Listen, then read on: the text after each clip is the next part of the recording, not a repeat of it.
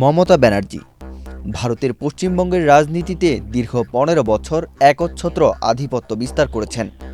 কিন্তু সর্বশেষ বিধানসভা নির্বাচনে বড়সড় ধাক্কা খাওয়ার পর থেকেই তার দল তৃণমূল কংগ্রেসে দেখা দিয়েছে ব্যাপক ভাঙনের। পরাজয়ের পর থেকেই দলের ভেতরের কোন্দল বাড়ছে, আর একের পর এক শীর্ষ নেতা হাত মেলাচ্ছেন বিজেপি শিবিরের সঙ্গে। এক কথায় তৃণমূল কংগ্রেস এবং মমতা ব্যানার্জির রাজনৈতিক ভবিষ্যৎ এখন চরম অনিশ্চয়তার মুখে। তবে নিজের রাজনৈতিক কেরিয়ার বাঁচাতে এবার মমতা ব্যানার্জি কী করবেন তা নিয়ে ঘুরছে নানা প্রশ্ন। গুঞ্জন উঠেছে তার পুরনো ঠিকানা কংগ্রেসে ফেরা নিয়ে। ইতিহাসের এক অদ্ভুত আবর্তনে এসে দাঁড়িয়েছে পশ্চিমবঙ্গের রাজনীতি। ২৮ বছর আগে ভারতের সবচেয়ে পুরনো রাজনৈতিক দল ভারতীয় কংগ্রেসের সঙ্গে সম্পর্ক ছিন্ন করে নিজের দল তৃণমূল কংগ্রেস গড়েছিলেন মমতা ব্যানার্জি। রাজনীতির নিষ্ঠুর খেলায় মমতার সেই তৃণমূল আজ তাসের ঘরের মতো ভেঙে পড়ছে। আর সেই পুরনো ঠিকানা কংগ্রেসে ফেরা নিয়ে এবার বেশ জোরে সোরে গুঞ্জন উঠেছে। গুঞ্জনটি মূলত উঠেছে দিল্লিতে কংগ্রেসের শীর্ষ নেতৃত্বের সঙ্গে দফায় দফায় বৈঠকের ঘটনায়।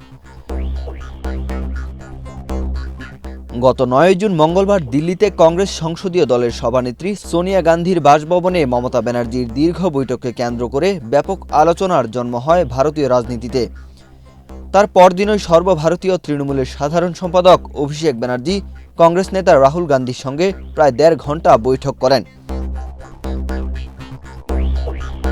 ভারতীয় সংবাদ মাধ্যমগুলোর সূত্রে জানা যায়, দেশজুড়ে বিজেপি বিরোধী জোট ইন্ডিয়াকে মজবুত করতে এবং মমতার রাজনৈতিক অভিজ্ঞতাকে কাজে লাগাতে কংগ্রেস হাইকমান্ডের পক্ষ থেকে তাকে জাতীয় সহ-সভাপতি পদের প্রস্তাব দেওয়া হয়েছে। করোনা বা যে কোনো ভাইরাসের এগেইনস্টে ফাইট মানি ব্যাকট্রলের লেফট রাইট। এমনকি তাকে এই বিরোধী মঞ্চের বড় কোনো যৌথ দায়িত্বে বা চেয়ারপারসন করার বিষয়েও গুঞ্জন শোনা যাচ্ছে।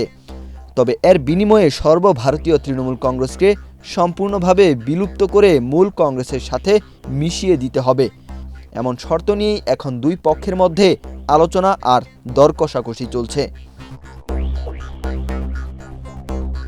অথচ মমতা ব্যানার্জি এই কংগ্রেসের অভ্যন্তরে থাকাকালীনই তৎকালীন রাজ্য কংগ্রেস নেতৃত্বের একাংশের বামফ্রন্টের প্রতি আপোষকামী নীতির বিরুদ্ধে সোচ্চার হয়ে ১৯৯৮ সালের ১ জানুয়ারি সর্বভারতীয় তৃণমূল কংগ্রেস গঠন করেছিলেন। সে সময় মূল কংগ্রেসের অস্তিত্ব বিপন্ন করে তৃণমূলে হয়ে ওঠে বামফ্রন্ট বিরোধী প্রধান রাজনৈতিক শক্তি। দীর্ঘ লড়াইয়ের পর ২০১১ সালে বাংলায় বাম শাসনের অবসান ঘটিয়ে মুখ্যমন্ত্রী হন মমতা ব্যানার্জি। টানা ১৫ বছর ক্ষমতায় থাকার পর সাম্প্রতিক নির্বাচনে পরাজয়ের পর থেকেই দলটির অভ্যন্তরে চরম বিশৃঙ্খলা প্রকাশ স্বরূপ নেয়। সম্প্রতি রাজ্যসভার সাংসদ সুখেন্দু শেখর রায় এবং সুস্মিতা দেবের মতো প্রভাবশালী নেতাদের পদত্যাগ তৃণমূলকে যেন খাদের কিনারায় এনে দাঁড় করিয়েছে। দলের ভেতরের এই অভ্যন্তরীণ বিদ্রোহ ও একাধিক নেতার দলত্যাগের কারণে মমতা ব্যানার্জি তার নিজের তৈরি দলের উপর নিয়ন্ত্রণ অনেকটাই হারিয়ে ফেলেছেন, এমনটাই মনে করছেন রাজনৈতিক বিশ্লেষকরা।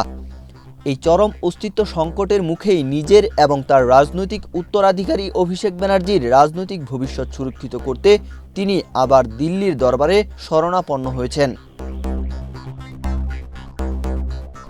তৃণমূল কংগ্রেস একীভূতকরণের খবর প্রকাশ্যে আসলেই ভারতের রাজনীতিতে যেন ঝড় উঠেছে। পশ্চিমবঙ্গ প্রদেশ কংগ্রেস সভাপতি শুভঙ্কর সরকার ইতিবাচক ইঙ্গিত দিয়ে বলেন, রাজনীতি হলো সম্ভাবনার শিল্প। তবে প্রবীণ কংগ্রেস নেতা অধীর রঞ্জন চৌধুরী এক প্রকার খোঁচা দিয়ে বলেছেন, অস্তিত্ব রক্ষার গরজেই মমতা এখন কংগ্রেসের দিকে হাত বাড়াচ্ছেন। অন্যদিকে বিজেপি সাংসদ রাজু বিস্তা এটিকে মমতার রাজনৈতিক দেউলিয়ত্ব এবং সম্পূর্ণ আত্মসমর্পণ বলে কটাক্ষ করেছেন। তবে তৃণমূলের বড় অংশই এই খবরকে সম্পূর্ণ ভিত্তিহীন ও গুজব বলে উড়িয়ে দিয়েছেন। যে কংগ্রেসকে সিপিআইএমের বি টিম আখ্যা দিয়ে দল ভেঙে বেরিয়েছিলেন মমতা, আজ ২৮ বছর পর রাজনৈতিক অস্তিত্বের চরম সংকটে পড়ে সেই হাত শিবিরের আশ্রয়েই তার ফেরার সম্ভাবনা তৈরি হয়েছে। শেষ পর্যন্ত যদি তৃণমূল সত্যিই কংগ্রেসে বিলীন হয়ে যায়, তবে তা হবে ভারতীয় রাজনীতির ইতিহাসের অন্যতম বড় পুনর্নিবাস। ওয়াহিদ হুসাইন জিহাদ, বাংলাদেশ প্রতিদিন।